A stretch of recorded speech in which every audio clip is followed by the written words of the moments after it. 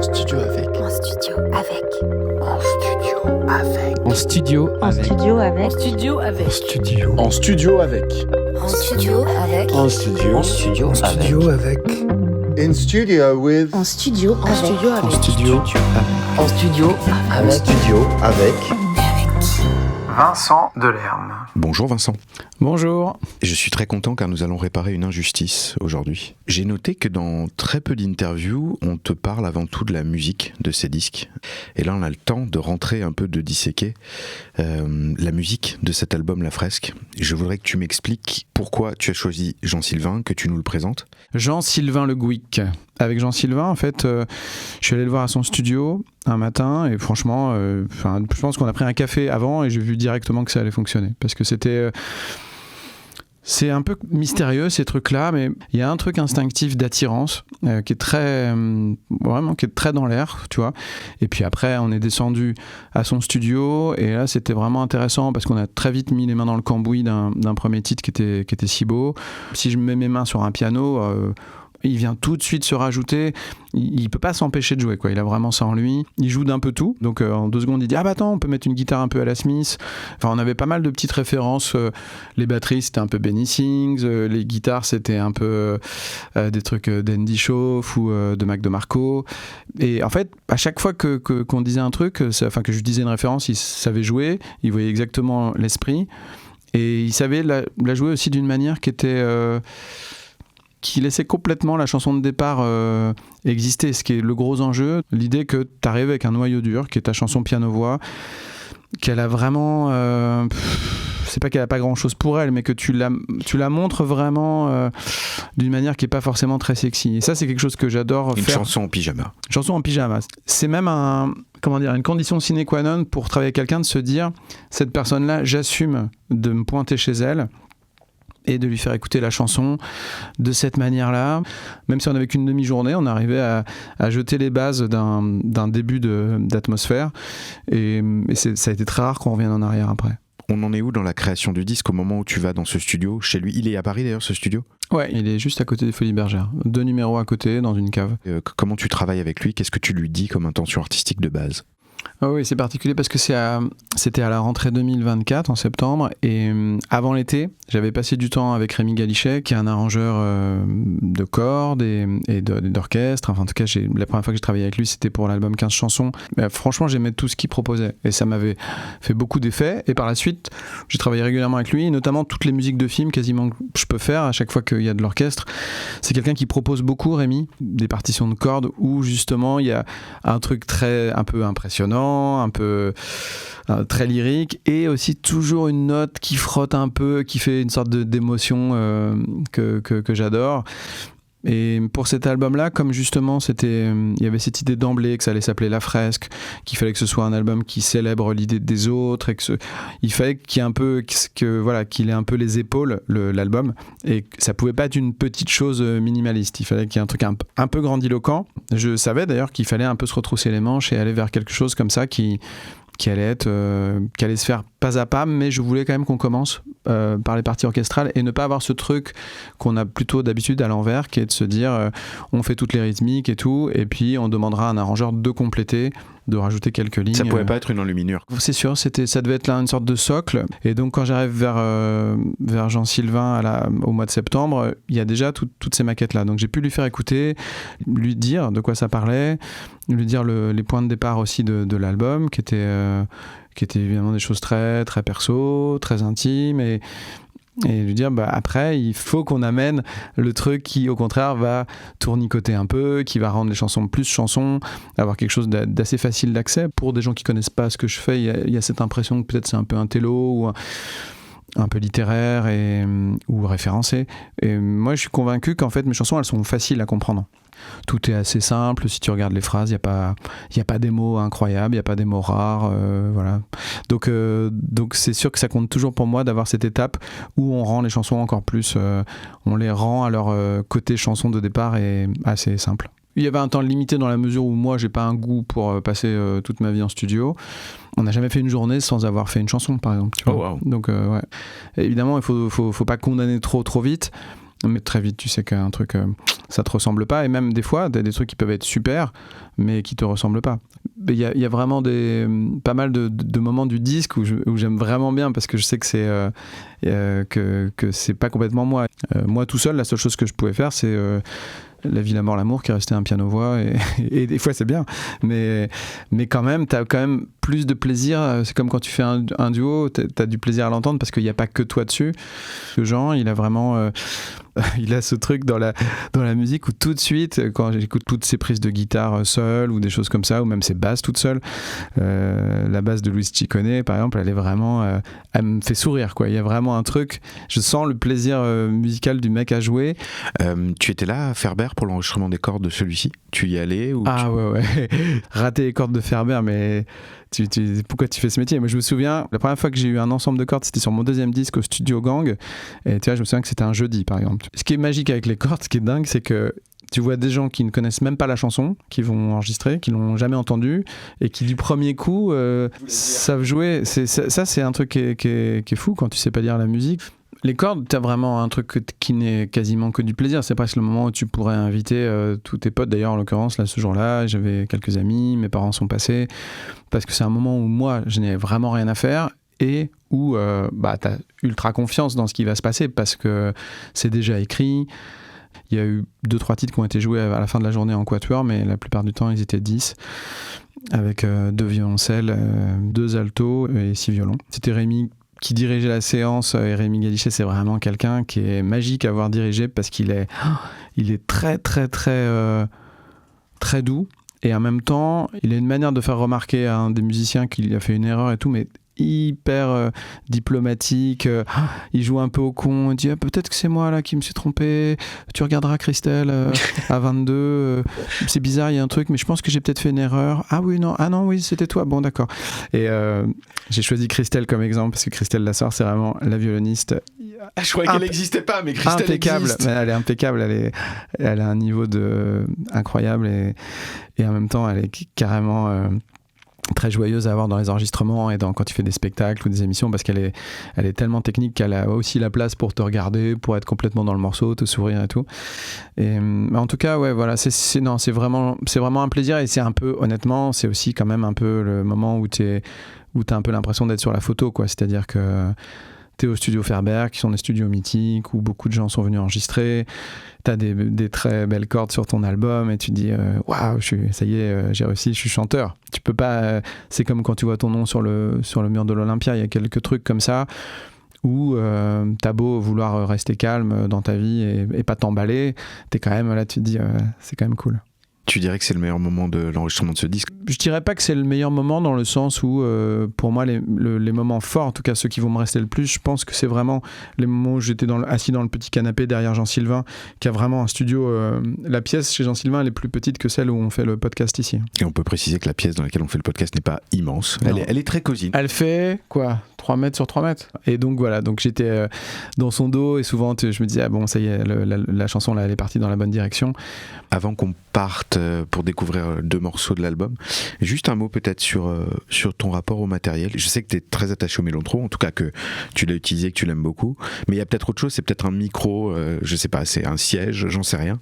Est-ce qu'il y a 1 ou 2 pièces de matos en studio à laquelle tu es très très attaché? Je vais aussi te parler de chez moi, parce que c'est un peu un rapport. En ayant des enfants, je voulais absolument que chez moi ce soit pas du tout un appartement de mec qui fait de la musique. Donc il y a un piano droit, et techniquement, donc je fais des chansons souvent sur le piano droit, et j'ai juste 2 claviers chez moi qui sont un Prophète, donc un synthé qui a été refait à l'identique, un peu de synthé des années 70, et le Mellotron, un instrument qui lui reproduit le vrai Mellotron de départ, qui est un instrument sur bande, un peu flottante, qui est souvent connu parce que c'est l'introduction de Strawberry Fields Forever. On entend bien ce truc qui flange un peu dans l'intro. Et j'ai un zoom pour les enregistrer, parce que c'est vrai que c'était un peu dommage des fois de trouver des sons chez moi ou de faire des lignes que je pouvais pas garder. Ça, j'aime bien faire ça. En arrivant à son studio, de faire vraiment 90% du titre avec les instruments de Jean-Sylvain chez lui, mais d'avoir quand même toujours une petite étape finale où je dis tiens, tu peux écouter là-dedans, faire un tri, regarder s'il y a des trucs, si tu peux prendre 2 secondes de ça. Voilà. Et après, concrètement, chez Jean-Sylvain, souvent on partait de pas mal de basses batteries. Il y a beaucoup de batteries qu'il a faites lui dans ce studio minuscule, et qu'on a après refait faire pour la plupart par un super batteur qui s'appelle Vincent Tégère. Qui est l'ancien batteur de Ponyhox. Exactement. Et il y a certaines batteries qui avaient une petite maladresse de départ qu'on n'a pas réussi à se détacher de ce truc-là, et donc on a gardé la batterie de Jean-Sylvain. Tu as choisi 2 morceaux aujourd'hui, un dont on va découvrir un peu la progression depuis la maquette, enfin les maquettes, en tout cas l'idée originale jusqu'au master, et un autre où on va peut-être décortiquer un peu plus piste par piste. Le premier, tu as choisi Louise Ciccone, qui n'est pas n'importe qui, et qui n'est pas n'importe quelle chanson dans l'album. D'ailleurs, elle est un peu différente des autres. J'ai pris ce titre-là parce qu'il est, il est assez représentatif de pas mal d'étapes qu'on peut connaître quand on avance sur les morceaux, à savoir déjà, dans un premier temps, d'avoir une musique sans rien, mais qui, là, typiquement, était venue d'un... J'avais enregistré la première maquette en été, en vacances, avec un tout petit clavier Korg que j'ai acheté parce qu'il tient dans la valise. Et donc voilà. À quoi ça tient ? Mais par exemple, là, tu vois, j'ai même pas de quoi l'enregistrer bien, parce que la toute première maquette que j'ai, je pense, de ce morceau-là, et c'était dans une chambre à Cadaqués, une chambre d'hôtel, et on entend dans la rue, même on a un moment, je crois qu'on entend une sirène qui passe. Ce n'est pas un bruitage que j'ai rajouté pour faire. Tu as fait du field pour recording à Cadaqués. La truc, c'est vraiment que c'est enregistré à l'iPhone, la sortie comme ça du morceau.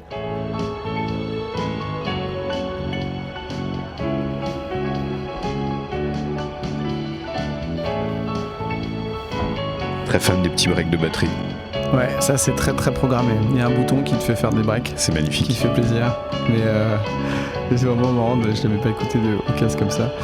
La basse elle est très typique de moi là. C'est vraiment il était temps de rencontrer Jean-Sylvain.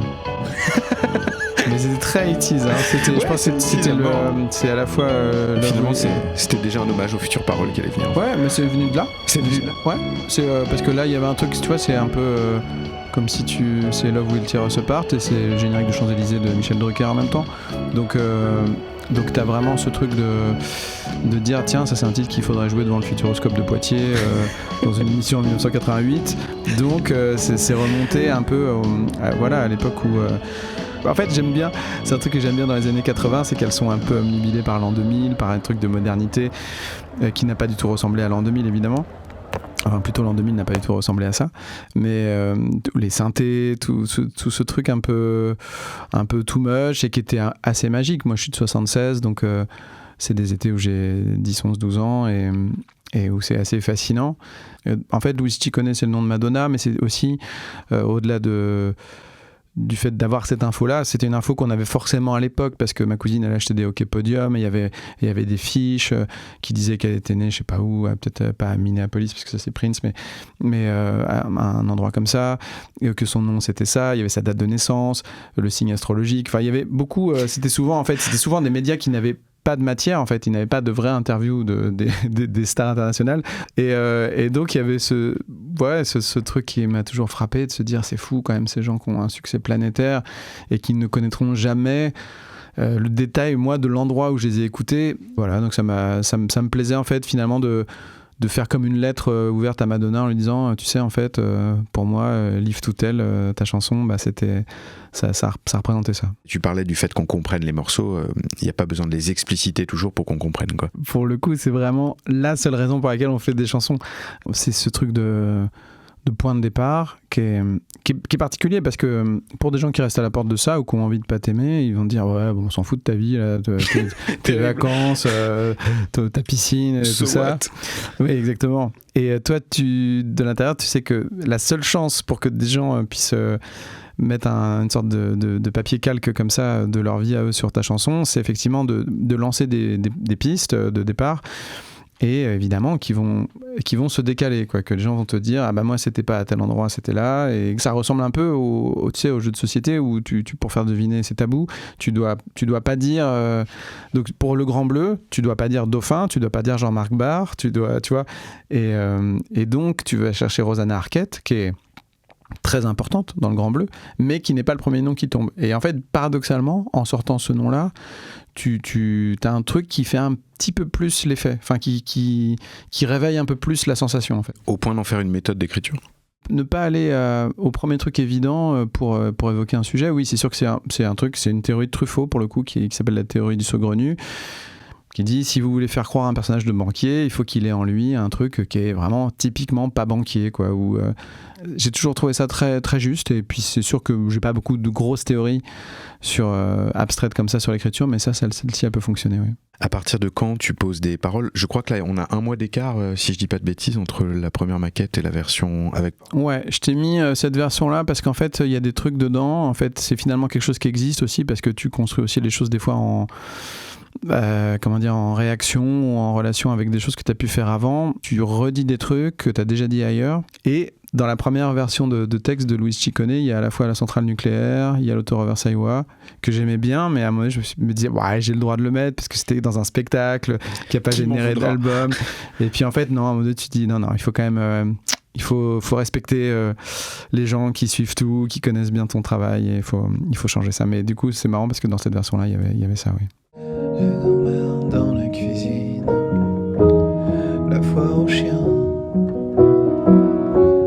balance d'agent, la piscine, tu ne connais rien. Louis Ciccone, tu ne connais pas. Les draps froissés, l'autoreverse Iowa, la lanterne de ma grand-mère dans les escaliers, balance d'argent, la lumière, tu ne connais pas l'été. Louis Ciccone, à chaque fois je suis étonné que tu ne connaisses pas le trajet vers Bretonnel. Pourtant t'étais là, tu chantais Liv Toutel, tout un été comme ça, tout un été comme ça.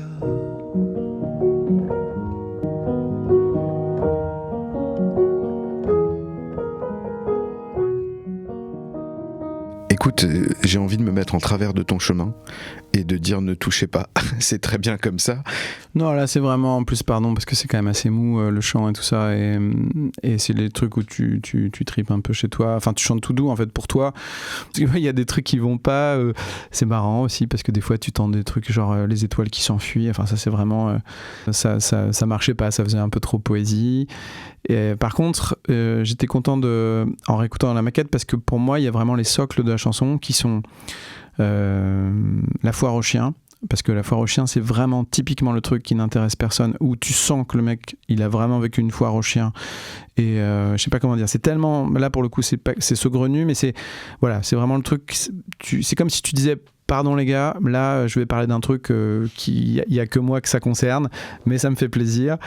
Parce que après par rebond, les gens ils ont tous un truc, une zone comme ça, d'un truc un peu bizarre, mais puis la foire aux chiens c'était un vrai gros truc. Ma cousine elle pleurait en repartant parce qu'elle avait envie qu'on en emporte 8, et bref, c'est des trucs, ça faisait un effet, tu vois. Et après il y a la lenteur de ma grand-mère dans les escaliers, qui est un peu l'image centrale pour moi, qui justifie cette opposition. T'as Madonna avec ses chorégraphies, qui a un jus de malade évidemment dans ces années-là, qui est l'énergie personnifiée, et ma grand-mère qui montait 2 fois l'escalier dans la journée, après le déjeuner pour aller faire sa sieste dans sa chambre, et le soir pour aller dormir. Mais c'était le moment où elle montait l'escalier, tu savais que toi tu pouvais pas le prendre derrière, fallait la laisser. C'était vraiment lent, et c'était vraiment fort en fait de l'entendre l'escalier grincer jusqu'à ce qu'elle arrive en haut. Et puis c'est l'image qui domine pour moi la chanson. Et après l'idée de Bretonnel, qui est l'endroit où étaient enterrés des gens de ma famille que j'avais pas connus. C'était des fois on te disait tiens, il y a tonton André qui est mort, et puis tu faisais semblant d'être triste parce que tu voyais même pas qui c'était, mais donc tu avais vraiment ce truc où on disait des fois bon allez, aujourd'hui on va aller au cimetière de Bretonnel et puis on ira mettre des fleurs sur la tombe de Tati René, et puis et finalement tu joues le jeu de ce truc, tu peux pas dire que ça te plaît, mais en fait c'était fort. Ça c'est sûr que dans les textes t'as quand même souvent une petite colonne vertébrale qui sont les choses qui justifient le fait d'aboutir le texte, voilà. Et puis parfois ça se résume à une rime, et donc il y a quand même une rime pour l'histoire, puisqu'il y a la rime entre Live to Tell et Brettounel. Et ce qui est bien, c'est que celle-là, quand on l'écrit, on sait qu'elle n'a pas été faite. C'est vrai. Et ça, t'as raison. J'adore les phrases qu'on est certain qu'elle n'ait jamais été prononcée. Ah oui. C'est l'inverse de rouge et bouge, parce qu'en fait, il n'y a pas d'autre. Tu sais, rouge et bouge, c'est deux mots qui n'ont pas d'autre rime. Là, c'est l'unicité, là. Ouais. Et bon, c'est vrai que Brettounel, Live to Tell, c'est sûr qu'il y a des fois, t'es pas spécialement fier de toi, mais la zone de fierté, c'est de te dire que t'es aligné sur ce que t'as à faire, sur ce que t'as à défendre, que voilà, c'est ton chemin de... Vous ne toucherez pas à Brettounel. Ouais, c'est exactement ça. Brettounel, t'as vu, je t'ai amené là, quoi. Je t'ai quand même mis tout près de Madonna. Tu peux être contente. Oui, c'est le jour de gloire du cimetière de Brettounel. Tu as également parlé d'une sorte de gimmick qui a beaucoup compté dans la version finale, d'ailleurs. Gimmick que j'avais trouvé dans la rue.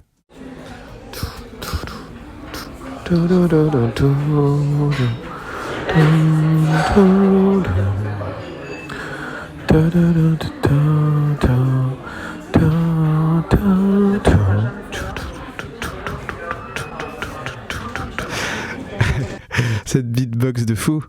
C'est génial, tu sais, on a l'impression vraiment 87, tu écoutes le morceau au Walkman dans la rue et tu le chantes. Tu chantes par-dessus, ouais. C'est vrai.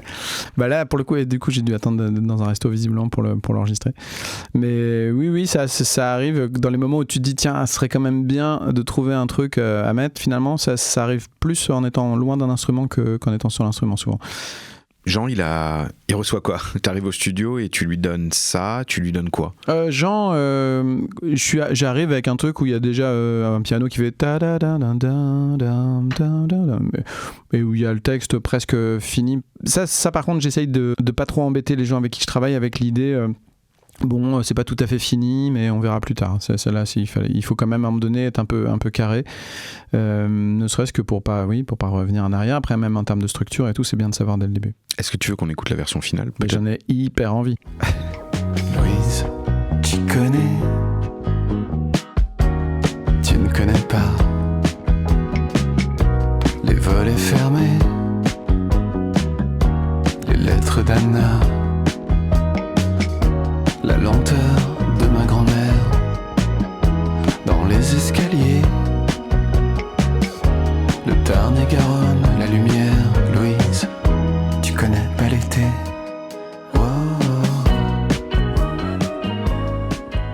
C'est mieux parce que c'est ce qu'on disait tout à l'heure. Si là, du coup, j'entends toutes les parties de Jean Sylvain qui sont trop joyeuses.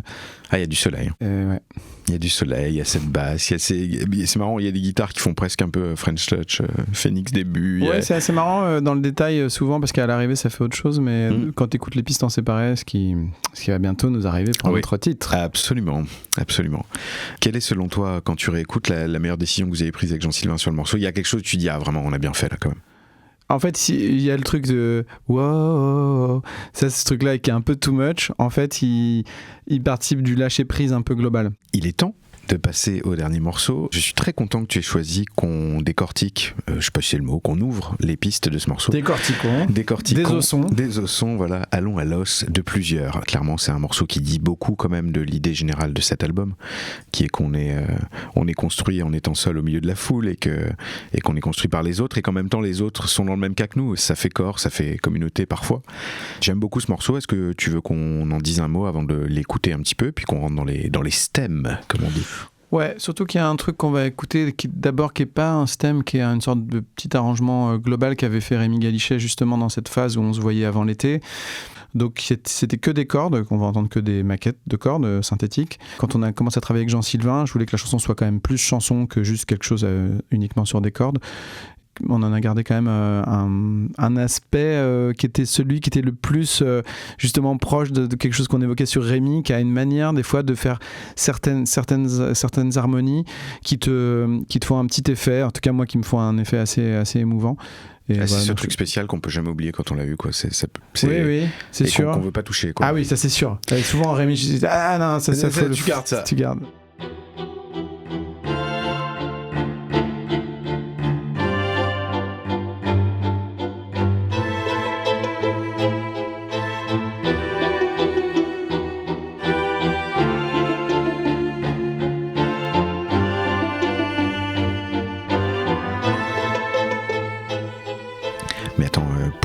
photographe, cinéaste, chanteur, recevoir ça, c'est un cadeau.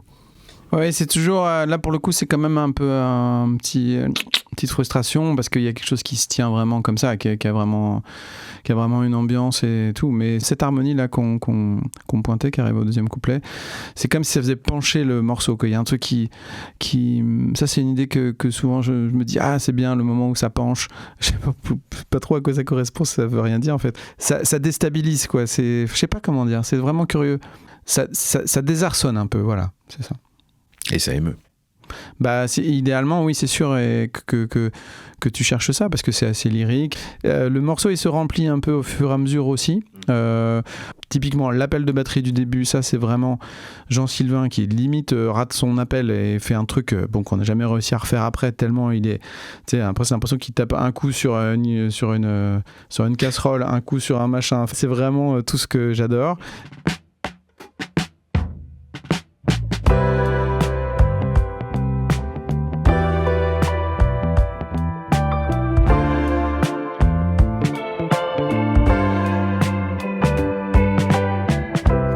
Je mens pour Mistral gagnant. La guitare, elle ramène un truc qui dit, je sais pas, c'est comme si elle disait, c'est pas si grave tout ça, quoi. Il y a un truc moins sentencieux. Le piano qui claque les notes derrière, c'est typiquement le piano dont je parlais tout à l'heure, que je fais au mélotron. La piste de piano principale, c'est un clavier que fait Jean, qui joue. Si on l'écoute en solo, c'est vraiment typiquement le genre de jeu que je sais pas faire moi, en tout cas que je ferais pas naturellement moi. Rythmiquement, tu veux dire ? Ouais, je pourrais apprendre à le jouer, tu vois. Mais c'est pas ce qui te vient en premier. Non. Quoi. Et ça, c'est important aussi d'avoir ça quand t'as beaucoup d'habitudes.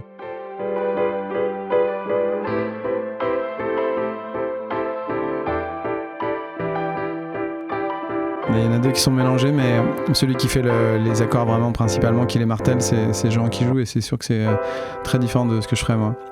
Ça, il le trouve le jour J sur place, il dit tiens. Alors oui, alors Jean, ça va très très très vite. Après, par contre, je lui demande toujours de récorder sa première prise parce instinctivement, il fait presque les meilleurs trucs toujours très très vite. Et ça veut dire que vous faites très peu de prises à chaque fois ou que vous en faites 40 et vous gardez la première ? Non, on en fait 12, on garde la première ou la deuxième souvent. Et puis en plus, moi je crois beaucoup à ça. Tu te diriges vers quelque chose de très, très intuitif et ça c'est vraiment super de pouvoir bosser comme ça. Au départ, on a fait des refrains. En fait, on est plusieurs à se faire transpercer le cœur en fabriquant toute une sorte de petite chorale qui était avec beaucoup de monde. Et en fait, bizarrement, on a plus l'impression d'un truc multiple en ayant juste quelques voix chorales loin et une deuxième voix. Garde juste le clavier de Jean-Sylvain, si tu peux, les voix et les claps. Pourquoi tu veux qu'on garde les claps ? Parce que c'est vraiment l'énergie du refrain, en fait.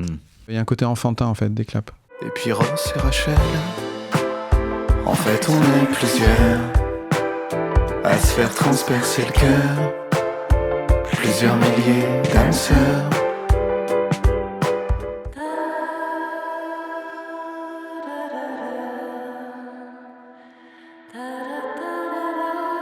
Ça, c'est une sorte d'obsession des voix comme ça un peu. Il y avait ça sur François Droubet aussi. C'est de mettre une voix féminine très, très réverbérée. Ça fait un effet qui est très musique de film aussi. C'est quand même toujours un truc qu'on cherche à avoir à un moment ou à un autre. Toute la fin, en fait, la manière dont elle est construite, c'est sûr que c'est une accumulation de choses où on fait revenir pas mal des éléments qu'avait fait Rémi Galichet avec les cordes au départ, justement parce qu'il y avait ce truc un peu cinéma. Après, on rajoute une sorte de clavecin qu'on pourra isoler qui est très, très John Barry. Et une basse mélodie nelsonienne. Il faudrait presque écouter en solo. Moi, je suis pas assez bon pour arrêter le truc. Tu veux le faire toi ? Tu veux choisir les pistes toi ? Ah non, je sais pas me servir d'un ordinateur moi. Non, c'est vrai. C'est vrai. Je sais pas cliquer sur ces trucs-là. Non, arrête, non. Je sais vraiment pas. Et en fait, par choix ? Ouais, c'est ça. C'est un truc dont on n'a pas parlé, mais c'est sûr que j'ai toujours voulu ne pas être tenté de faire du home studio. Ah ouais. Et voilà, j'aime bien l'idée qu'il y a des gens dont c'est le métier. Forcément, j'ai l'impression que je ferais ça moins bien que quelqu'un d'autre et j'y passerais quand même beaucoup de temps. Mais tu peux mettre les clavecins tout seul, parce qu'ils sont tellement John Barry. Peut-être clavecin et voix. On va chercher à quoi ça. Ne ris pas, mais tu peux redire qui était John Barry, parce qu'il y a des gens qui ne savent pas. John Barry, le compositeur des James Bond, d'Amicalement Vôtre. Amicalement Vôtre étant la référence qui est la plus la plus nette dans ce qu'on va entendre.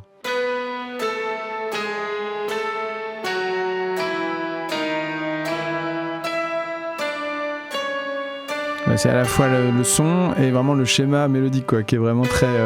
Alors du coup, c'est des moments où quand tu trouves ça, t'es trop content. T'es vraiment... c'est le moment où tu dis, ouais, c'est trop bien. Et après, si on peut remettre avec les voix du chœur et la voix qui fredonne le ou. En fait, on est plusieurs.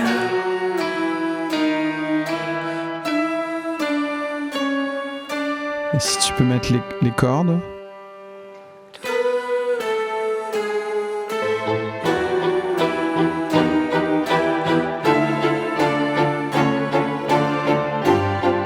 Voilà, après tu peux rajouter toujours des choses, la basse, la batterie, le deuxième piano, mais là t'as vraiment le cœur de...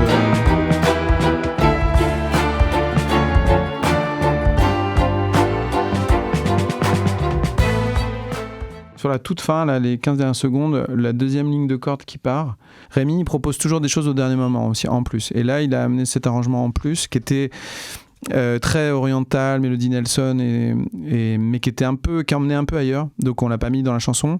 Mais à la fin, avec la volonté de faire, d'avoir cette impression de masse et d'un truc un peu joyeux, la grande référence pour moi, c'est la fin de All You Need Is Love où McCartney se met à brailler des trucs, à crier She loves you, yeah, yeah, yeah, en même temps que c'est sur All You Need Is Love. Enfin, il y a plein de bazar et ça aboutit à une impression On est avec eux. De fête marrante, ouais, voilà.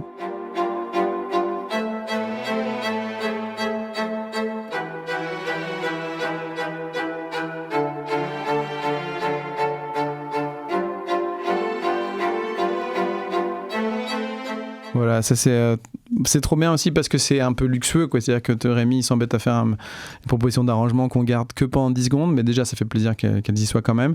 Et en plus elles remplissent vraiment une mission. Après sur la toute fin, le truc c'est que cet album il est venu beaucoup d'un double événement dans ma vie, que je me suis marié. Assez peu de temps après, j'ai perdu un cousin que j'aimais beaucoup. Et c'est en écoutant solo les voix qui est à la fin. J'ai pris des enregistrements du moment où on sort de la mairie, où les gens crient, et notamment mon cousin d'ailleurs, qui était présent à ce mariage et qui siffle.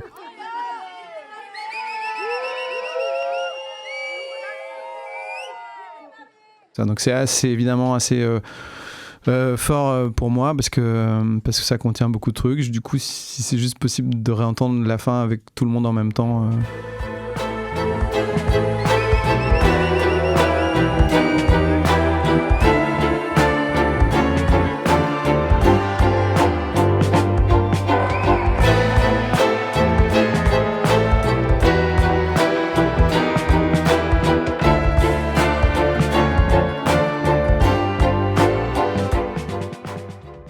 Il y a un peu un mélange de tout et c'est sûr que c'est ça le truc que tu as au départ. Tu te dis tiens, j'aimerais bien faire un album assez foisonnant, que cette chanson-là elle contienne cette énergie-là. Je dis souvent ça à Jean-Sylvain, mais j'ai toujours Maxime, ça le ferait marrer d'entendre ça aussi, parce que je dis non mais fais comme s'il y avait une sorte de petite fête au loin dans une autre pièce ou que ce soit dans une salle des fêtes où il y a un orchestre qui joue et il y a personne dans le public, et de donner un peu ce truc comme des dessins de Sampé aussi, tu vois, où... là en l'occurrence c'est vraiment un truc de petites choses additionnées. Je sais pas si on peut... Il y a une piste de zoom toute seule. Ça c'est mes éléments à moi.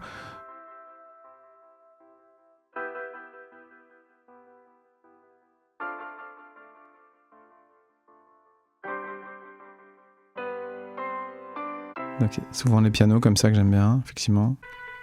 Donc oui, ça c'est la mandoline Mélotron. Typiquement un truc vraiment subliminal, c'est-à-dire personne se dit tiens il y a de la mandoline dans le morceau, mais elle est là. Et ça c'est vraiment et ça c'est des bells, c'est pareil, on les entend pas, mais elles sont là et ça amène un truc lumineux, tu vois, un peu plus solaire sur la fin. Dans cet enchevêtrement, cette dentelle de pistes, si tu étais absolument contraint, pour une raison de vie ou de mort, de n'en garder qu'une, laquelle garderais-tu ? Je garderai la ligne de Rémi qu'on a gardée. Tu peux la mettre en solo.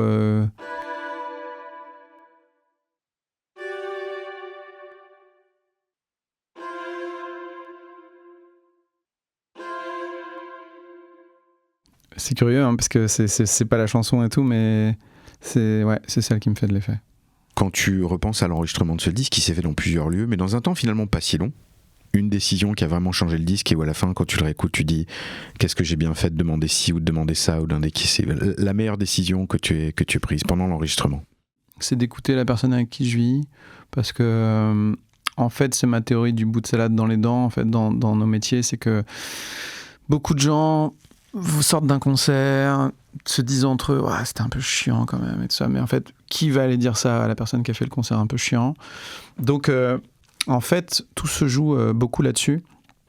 Et c'est très désagréable aussi pour la personne avec qui tu vis, parce que ça fait qu'il y a plein de moments où elle te dit un truc que tu n'avais pas forcément envie d'entendre. Mais par contre, c'est vraiment précieux et c'est finalement toujours... t'es content de toi aussi quand tu l'écoutes. Sur le moment, c'est difficile un peu à accepter.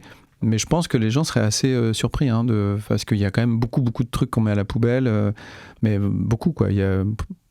Alors que, évidemment, que dans ce que tu jettes, il y a aussi des trucs qui ont un charme. Mais ça, c'est pas un argument. C'est pas parce qu'il y a un petit passage bien dans une chanson qu'il faut la garder pour ce passage-là. C'est la phrase de Piala qui dit « Tout ce qui est coupé n'est pas sifflé ». C'est vraiment bien de retirer des choses parce que, de toute façon, personne les entendra. Et voilà. Donc, non, je dirais que c'est ce moment-là. Donc, c'est le moment où je fais lire des textes au milieu des vacances. Tous les textes que j'ai faits, sans les musiques. Et où, voilà, en écho, on me dit ça c'est bien, ça attention quand même. C'est ce moment-là, avoir à peu près bien digéré ce moment-là, c'était le moment charnière du disque. Est-ce qu'il y a une dernière chose qu'on a oublié de dire sur l'enregistrement de ce disque qui te tient à cœur? Un moment, une personne, quelque chose? Non, on a pas mal fait allusion à Jean-Sylvain Le Gouic, évidemment, mais c'est sûr que c'est un disque qui, pour toujours, gardera pour moi beaucoup la tête de Jean-Sylvain, qui est une bonne tête en plus, parce qu'il est très beau et qu'il est très doux, et que c'est quelqu'un qui, je sais pas, j'imagine qu'il doit pouvoir s'énerver sur des choses et tout ça, mais moi j'ai jamais assisté à ça, qui est très très positif, c'est vraiment été très très émouvant. En fait, je t'en parle, ça m'émeut de dire ça, parce que c'est vraiment beaucoup grâce à lui que le disque a cette allure-là, ce son-là qui paraît aussi très produit, et ce qui est quand même assez fou quand tu vois la pièce dans laquelle on l'a enregistré. Donc je le remercie beaucoup.